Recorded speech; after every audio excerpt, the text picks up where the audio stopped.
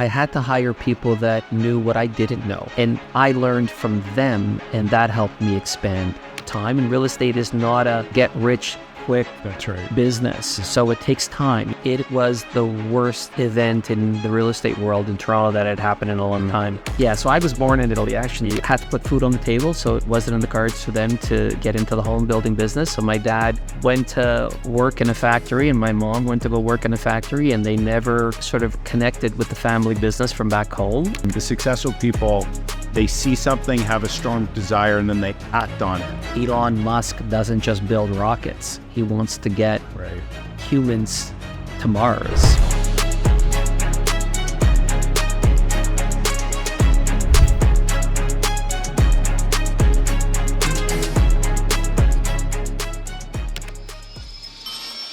All right, welcome to the Mark Faris Experience. We have Tony Siesto here from Orchard West.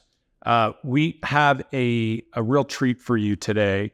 Tony has started in 2000 developing properties and has done over $2 billion in development. And not only that, the big story here is he's grown from 2000 to this point, but he has 5,000 units by the end of this year under development. And then not only that, you have a whole nother pipeline coming as well. Another 5,000 next year. So it's about 10,000 in total. So Tony this group that he runs is really under the radar. So I think his backstory is going to be really important.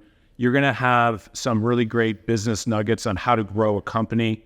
Not only that, you're going to see how Tony runs his company and what's made him so successful as well.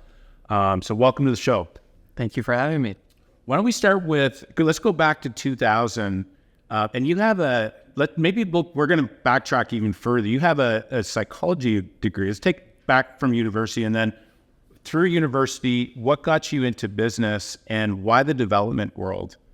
Yeah, great question. So coming out of high school, I went to York University, started just taking a whole bunch of courses, seeing what interested in me. And psychology was very interesting. I wanted to know what made people tick, what made them do what they did, and try to understand their behaviors.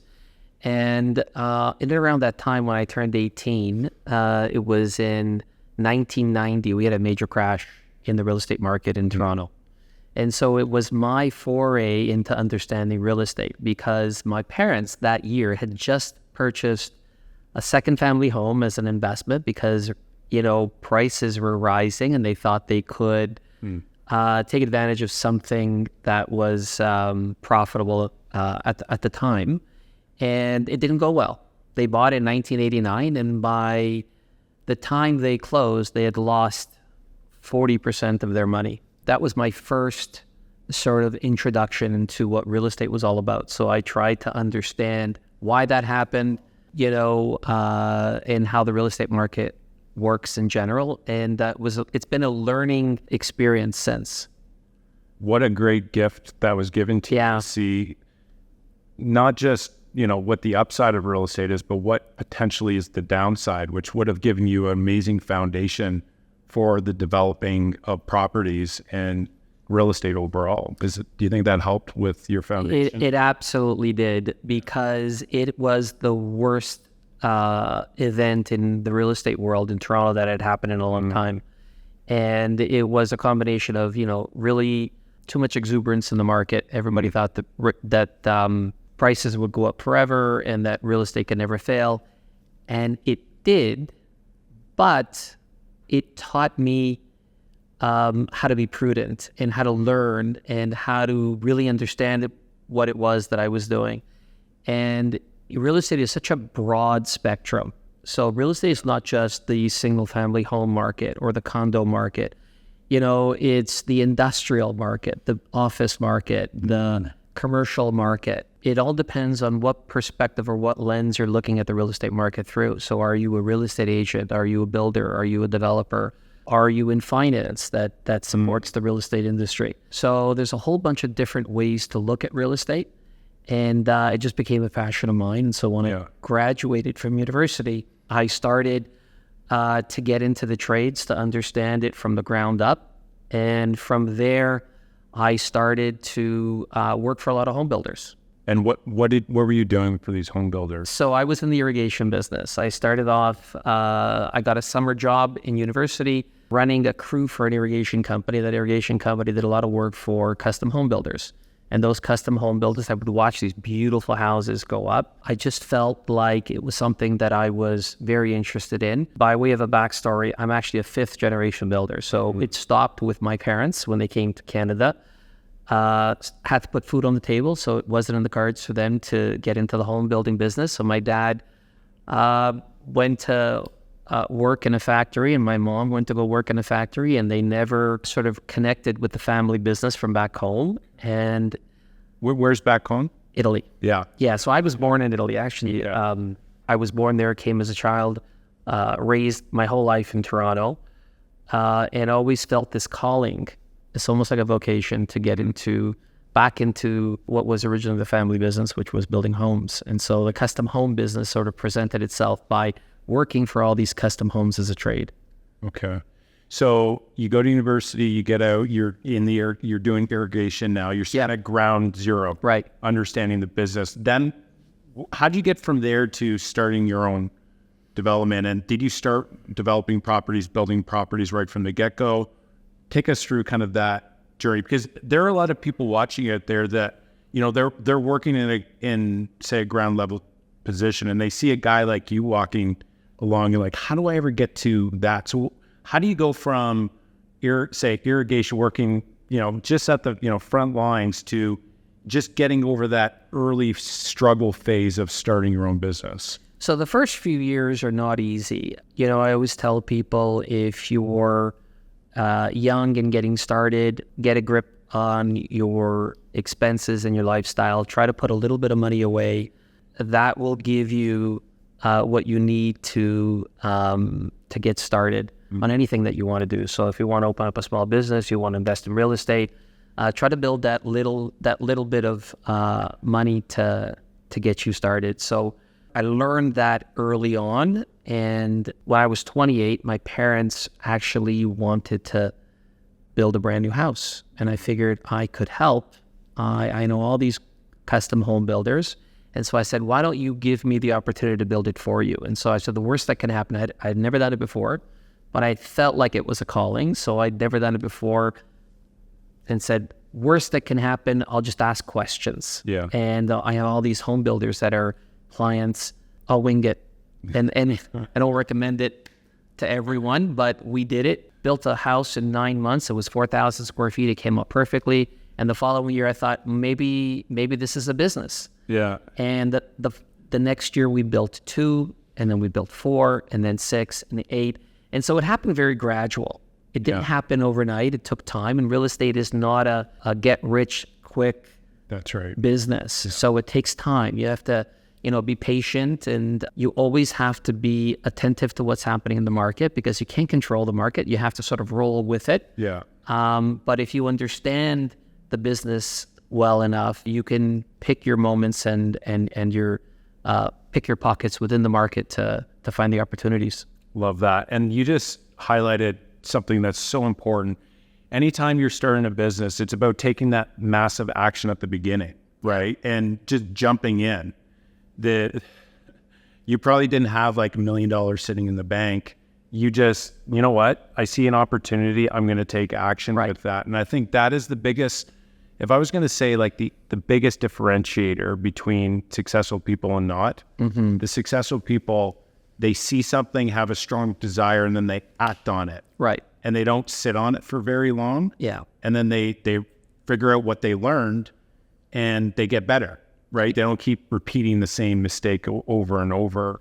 And that was smart. You saw an opportunity, and many people would see that same opportunity but not take it. And you probably learned a lot in that first build. That's the problem. I think a lot of people are so afraid of failing that they don't take the chance. And they don't realize that by not moving at all, that's the failure. And so if you can just, trust yourself and believe in yourself, that even if something doesn't go your way, and it's not you're not getting the optimum result from any of the action that you're taking, the worst case scenario is that you've learned something. Yeah. And that something will come out of it that will improve the next time you do it. And that keeps iterating over and over again. And you just start learning and getting better and better. You want to learn how to fight, get into one.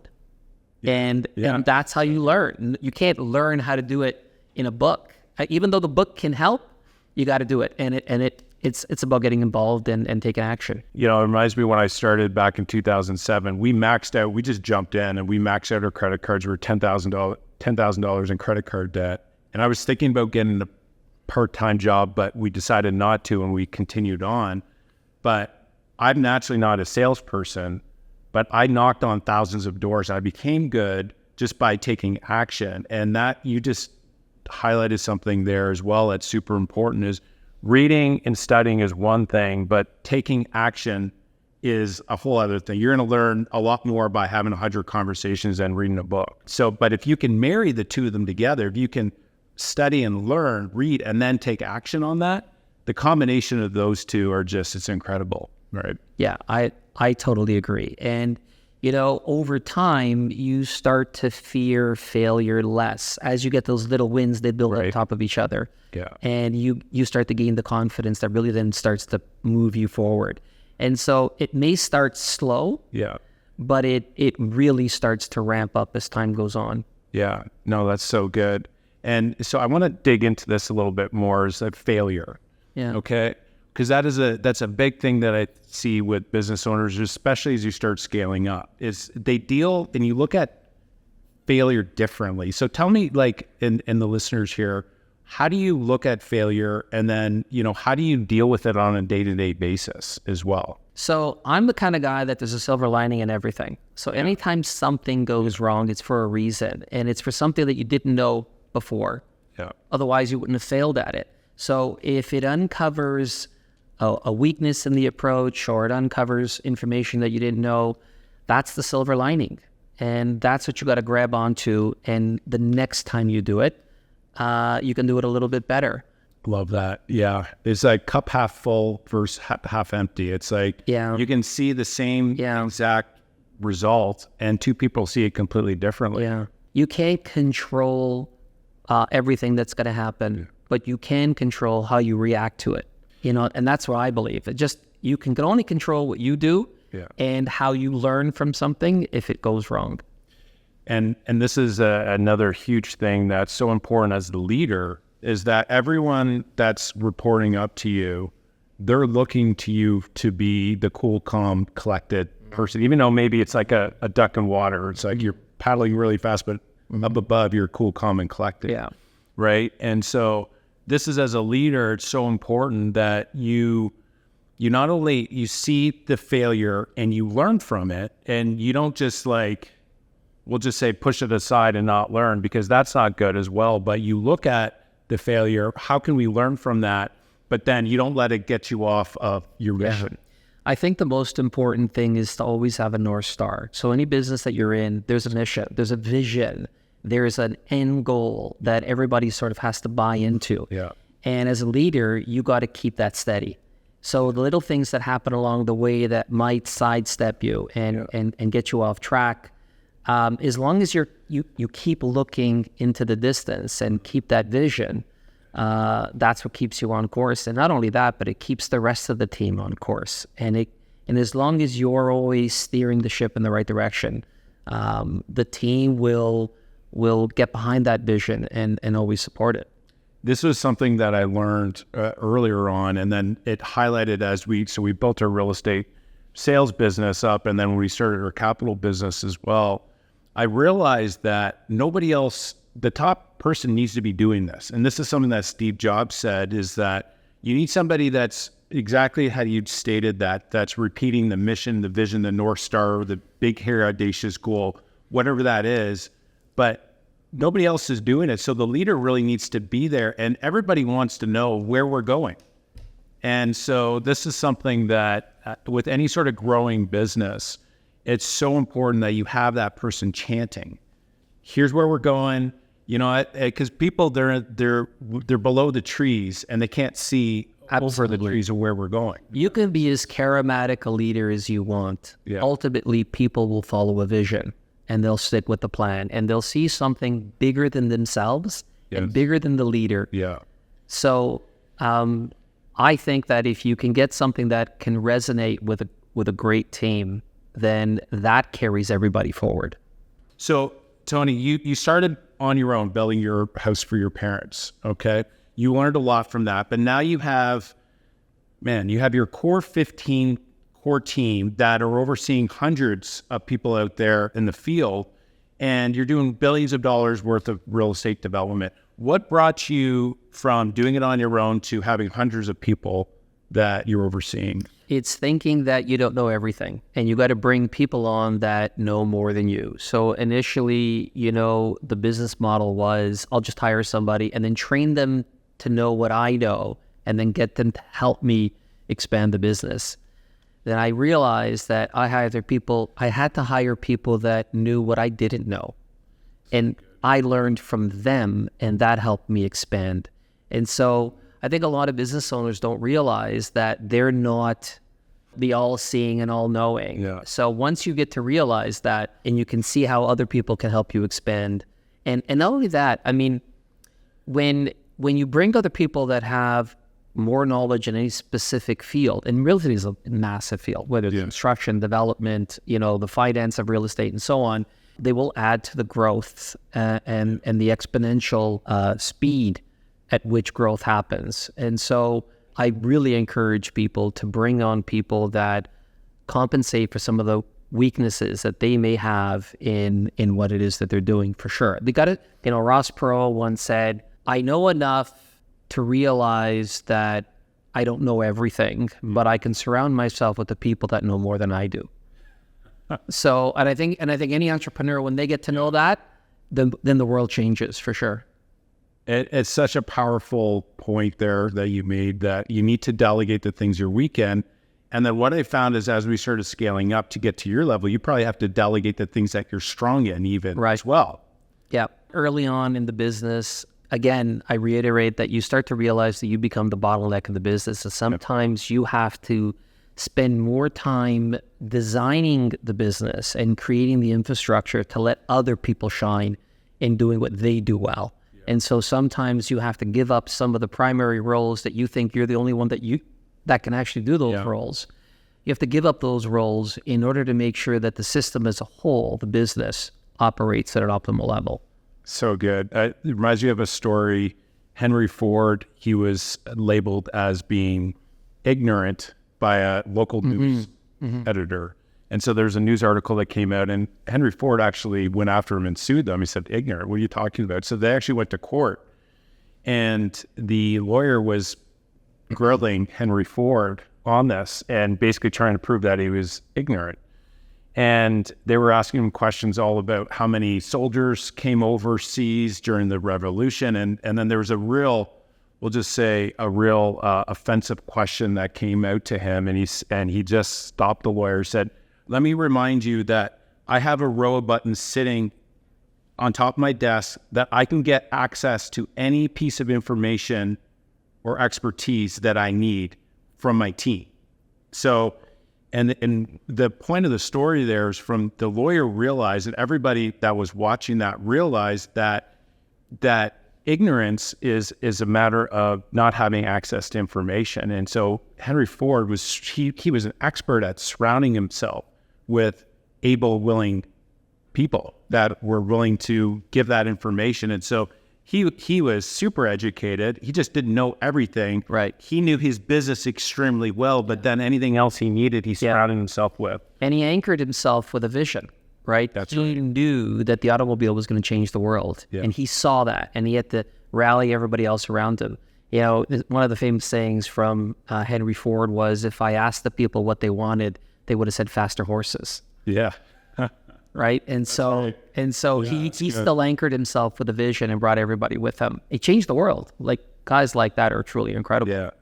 Yeah. And he was a real action taker, and he was like a bull in going after a red, flag sort of thing. Right. Because the amount of energy you need to get through, and the rejection, that early struggle phase, that's why entrepreneurs I have so much respect for, because it well, Elon Musk said this. He said, starting a business is like staring into the abyss, chewing on glass.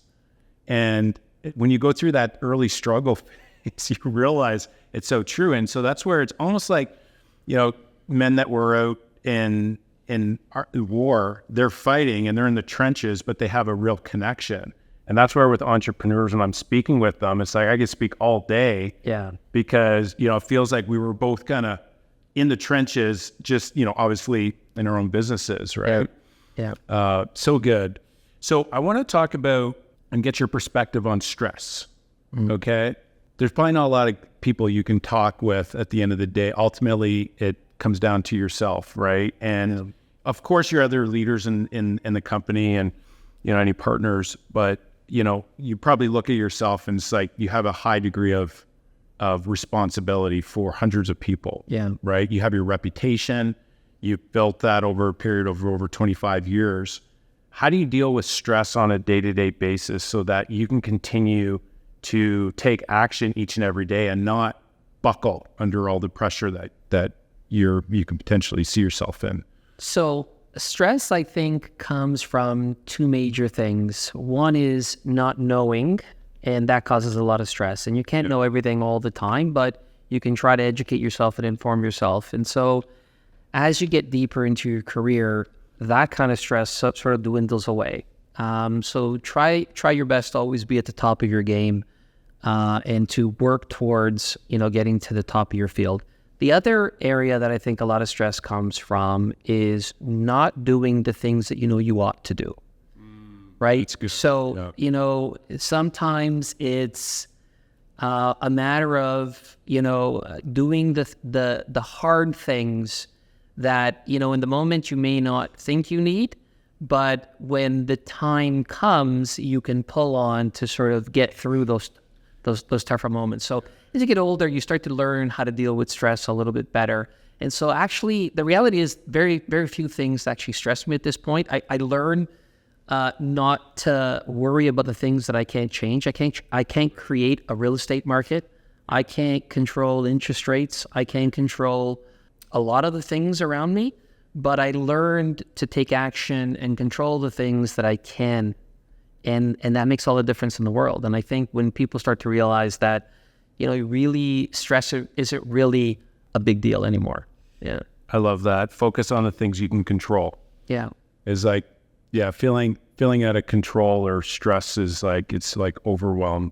Right. How do you tame a lion, they say, is to hold a stool. I never tried this before, but you hold a 4-legged stool at the lion and the lion becomes docile because he doesn't know which thing to go after, right? So focusing on the things you can control, I think really hones in that focus and would eliminate a lot of stress. So that's such a great tip for any business owners out there, entrepreneurs, or any leaders on a day-to-day basis as well, or anybody on a day-to-day. This applies to so much. Okay, failure. Maybe can you share a failure that you've had in the past and maybe what you've learned from it? Mm-hmm. So in 2009, the real estate market in the U.S. Went through a major collapse because of the financial crisis. So in the U.S., we saw literally prices dropping overnight by 50%, something that the U.S. had never seen before. It was just a fallout of the financial crisis. So in Canada, in 2009, I was a home builder, and I had a lot of work lined up that year. And so no one knew what was going to happen on the Canadian side of the border.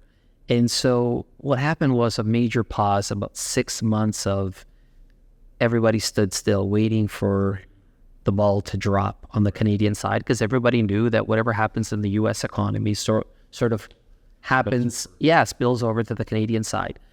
But then we realized that the financial institutions here in Canada were much stronger, and they were a model to the rest of the world on how not to do what the U.S. did. Yeah. And the Canadian market then began to sort of tick up again, and it kind of bucked the trend and went the opposite direction. Yeah. So it was a moment in time where we were extremely busy, and we got way busier. And so instead of taking the opportunity for our business to increase the platform, we just all worked harder. And that was a mistake. And so I realized that now that what we should have done was taken the time to expand the platform and increase the team and put all the policies and procedures to get to the next level. And what we did is we just tried to work harder, and we just burned ourselves out. And me personally just really got to the point where it was so difficult even to do anything, to get up in the morning, because we were working 18 hours a day, every day. And that was a learning experience, because when the moment arises and the market is in your favor and the winds are pushing your sails, then it's time to sort of take a step back, regroup, and say, how do I properly take advantage of this opportunity? Interesting. It's so counterintuitive, right? It's right. Warren Buffett says be fearful when people are greedy, and be greedy when people are fearful. There you go. And so that in that case there, so going back to 2008, 2009, for yourself, rather than just working hard, which is what most people would just do, and I probably do that on a day-to-day basis now as well, but instead of like doubling the efforts, really looking at how can you, is it taking more market share? You said growing the platform. How would like an everyday, say, entrepreneur, what would you say, especially we're in a market like that right now? Mm-hmm. So what advice would you give going through this market to them, taking what you just shared and maybe applying it to? Well, it's exactly what we're doing now. So the Orchard West story, probably not unique in the development world, but there are windows of opportunity that you need to identify and take advantage of. And what happened with us was, here, the real estate market, course of a few months, and the market just shut down. And so that whole ethos of, be greedy when people are fearful and be fearful when people are greedy, everybody became fearful. And so what we said was, here's our window of opportunity, almost like the market just froze. Yeah. And we were able to move because we were so nimble at the time to say, how do we take advantage of this opportunity, stop, regroup, and say, do we believe the market's going to come back? Do we believe that whatever is happening now in the market will change and improve? How do we take advantage of it? And so that's what we did. So we went out and we actually expanded the team. We saw the opportunity to get key players from some of our competitors and add them to our team. As our competitors were shrinking from the market, we actually went the other way and said, hey, here's our window of opportunity now.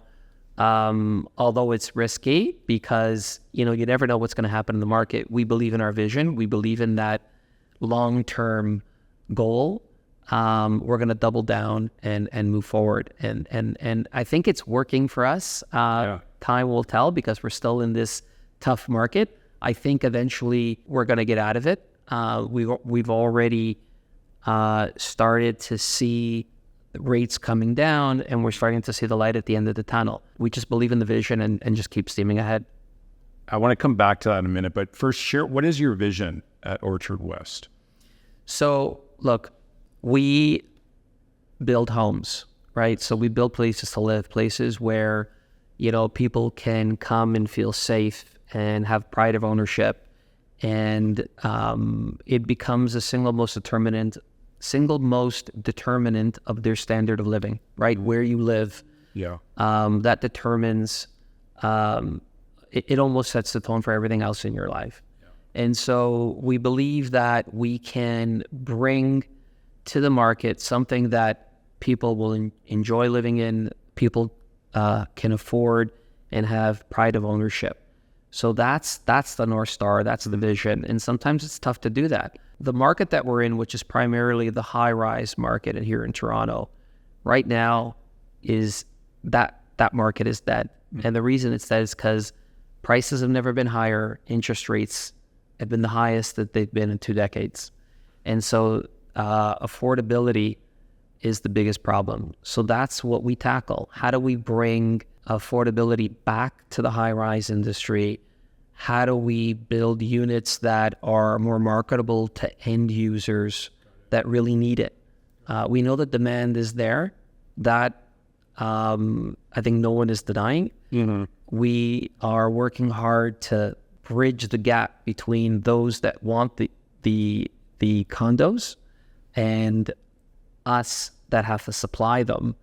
How do we get the two together? Yep.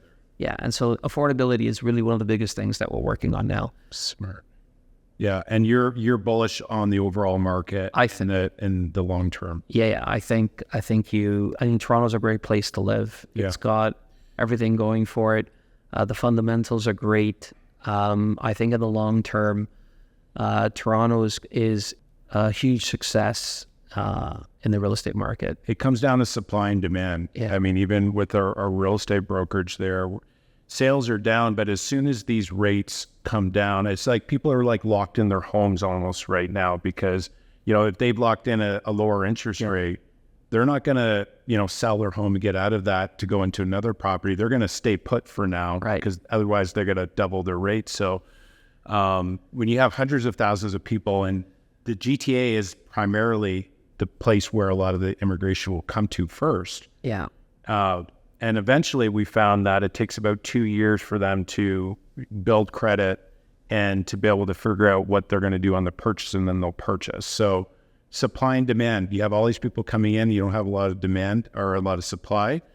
And, that's where you're basically betting on that, but it's not even like a bet like you're at the casino. It's like, this is an educated decision, it sounds like. I think whatever it is that you do in any business, you got to look at it from a longer term. Whenever you cut it into small snippets of time, you're not going to accomplish anything. Yeah. So real estate is one of those things that takes time, and it goes through cycles, and you have to understand what those cycles are. So I think when you look at it from that lens, then you start to understand it a little bit more. So one of the things that I've realized with developers, and I know you're no different, is more of that very long-term thinking. Like you're likely thinking generational versus like this year. And it's interesting that I found that most successful people are extreme long-term thinking, not just developers. But if you actually backtrack this, you get successful people thinking maybe 10 years out for a big, hairy, audacious goal. And then you have others that are thinking they're setting their 1 year goal. And then you have others that are thinking about making their we'll say, monthly rental payment. Right. And then you have, if you were to really backtrack, any we'll say drug addicts, they're thinking minute to minute. Right. So it's like a very interesting economy. You can always tell how successful person is going to be when you look at the timelines in which they think, right? That right there, such a great nugget. When you are making decisions, thinking long term, that to me is like such a key point. And as you start scaling up and growing, you realize you have to be thinking long term because nobody else is. Right. All right. Okay, so what do you think are the key attributes to a strong leader? Again, I think having a vision that's unshakable and just sticking with it and making sure that when times are tough, people are reminded of that vision and something that's bigger than themselves. And you got to have something that people can really believe in. Elon Musk doesn't just build rockets. He wants to get humans to Mars, right? Like that's a huge vision, and he's good at making everybody buy into that vision, and it's working. When you have something that's that important, he talks about literally the existence of civilization depends on it. Like it doesn't get bigger than that. And so just to use that as an example, I think everything that you stand for as a leader has to resonate with the people around you. And so our goal here is to bridge the gap between the people that need housing and us that supply it, and to try to remove all the obstacles in between. And I think that's a noble goal. Look, I love what I do. I have passion for what I do. Yeah. But that's not always enough. Passion is not always enough. You need something that's bigger than you, that that is so meaningful that people will rally behind it. Strong purpose, so powerful, and something that you believe in as well, because if you don't believe in it, nobody else will. Yeah. And making it big enough where people around you can really buy in, that's really powerful, 100%. Okay, so business owners, entrepreneurs, generally they'll make really great income, and I really see business as a great income generator, right? But ultimately, you need to invest it. What investing advice would you give the listeners out there, from going to building your first home for your parents and then, growing to where you are now? What overall investing advice in general would you give? So the first thing I would say to young people when they're looking for investment advice is the single best investment is an investment in yourself. Improve your self-education, improve your skills, improve your value in the marketplace, because that will pay dividends for life. And you need to be a lifelong learner. So that kind of goal to live by will serve you for the rest of your life. That's one thing. Invest in yourself. When you've got enough skills to start a business and you're confident enough to do it, invest in your business first. So that is your primary place to put money, because that will expand your ability to create more wealth and add more value in the marketplace. When you've established enough in your business and you've got extra money, then you need to invest it in long-term assets. So things like real estate. I mean, I'm a big believer, obviously, in investing in real estate, because over time, it's probably going to be the most secure, safe bet. If you want to diversify from real estate, the best thing to do is probably just invest it in an index fund, S&P index fund, and just take the thinking out of it. Don't compete against the Warren Buffetts of the world that are, have teams of PhDs to try to pick the right stocks, because you'll never win against them. So just pick something very simple, but invest in assets for sure. And I think the most important thing I can tell anybody listening is start early. Start as early as possible, because it's your time in the market, not your timing of the market, that makes the most sense. And so if you can start early, even if it's just a little bit at a time, compounding is the eighth wonder of the world.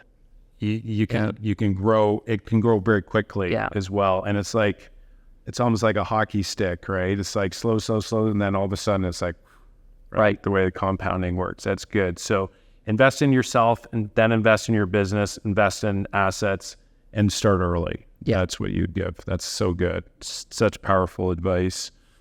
Okay, what are you excited about moving forward? Like, what are you excited to when you wake up, moving forward? What is that for you right now? So whenever there's trouble, there's opportunity. And so opportunity is everywhere. Yeah. It's all about perspective in life.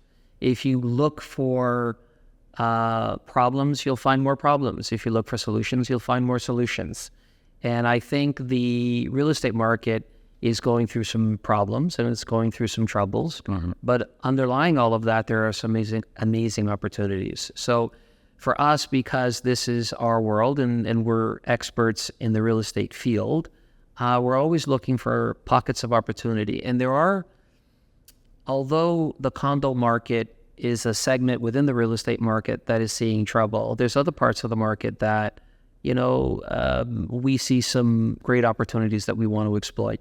Yeah. So some low-rise opportunities that we see, some of the missing middle here in Toronto, which is smaller buildings, low-rise ground-oriented units are still in high demand. And if we can figure out how to make it affordable and accessible, I think there's huge opportunities for us in that. So good. Yeah, that's a very good mission to go after. It's going to help a lot of people. All right, you ready for rapid fire? I got 3 questions here for you. Let's do it. So let's go for this rapid fire. We got 3 questions, starting with, what is the most impactful book that you've read that you've been able to implement in your business? So I would say 2 books. Okay. One is The E-Myth by Michael Gerber, which is an incredible book if an entrepreneur, if somebody wants to be an entrepreneur. I thought that was very important. In the book, he describes the difference between somebody who is an entrepreneur and somebody who is a manager or a technician. Yeah. And you have to really spend more time working on your business than in your business. And really, if you can do that, then you'll see success. So that book I would recommend to anybody, called The E-Myth. Yeah.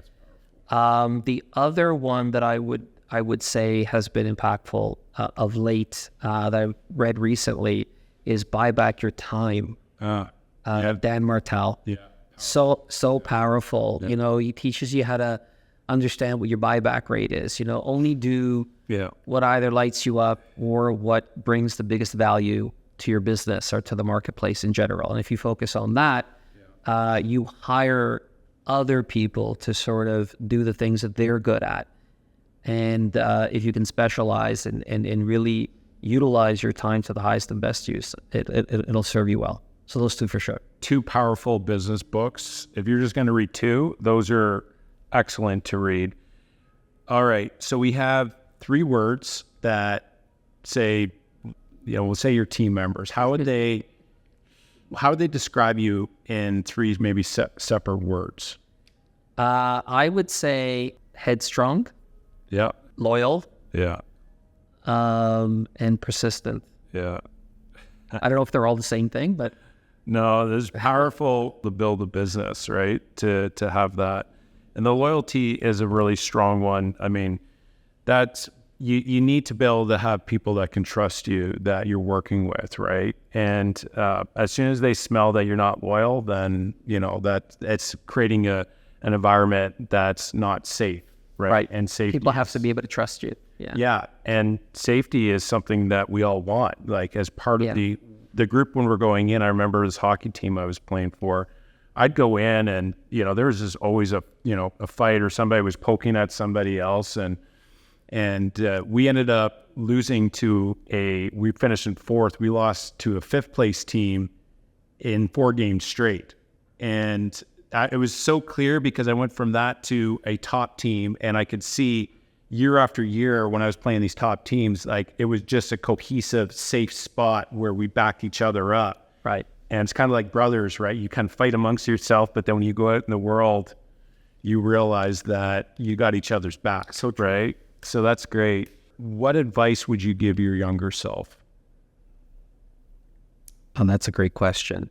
I would definitely say read more books, and spend more time designing life, and less time just going with the flow. Step outside of your current circumstances and realize the difference between being impacted by others and impacting others. So in life, there's always a dynamic happening. You're either impacting other people or other people are impacting you. Yeah. And to identify when that's happening and to sort of see the difference and, take advantage of that dynamic. So good. That's great. Well, Tony, I was speaking with one of your team members earlier, and he's like, Tony is a workhorse, and you could see the amount of respect that he had for you. And from what I've seen as well, you're not a big kind of loud guy where everyone, look at me. But that to me is a real quality of a level 5 leader. Jim Collins talks about that. And so that level 5 leadership generally is, they're under the radar, they're quiet, but they can be loud if they need to be loud. Right. But it's more about the group and the mission above themselves. And that's something that you're definitely a level 5 leader from what I've identified. This has been a powerful interview, and I know all the listeners out there will appreciate it as well. Where can they learn more about your business, about Orchard West, and just yourself and your mission? Where can they learn more? So you're right. I mean, Orchard West in general is sort of under the radar. We're quiet in the background, trying to build the business and continue with the mission. But orchardwest.ca is our website. If somebody wants to learn a little bit about us, that's primarily it. Very good. Well, I appreciate today. This was wonderful. My pleasure. Thanks for listening here, guys, and stay tuned for next episode where we speak to the most successful business owners out there. We'll see you next time.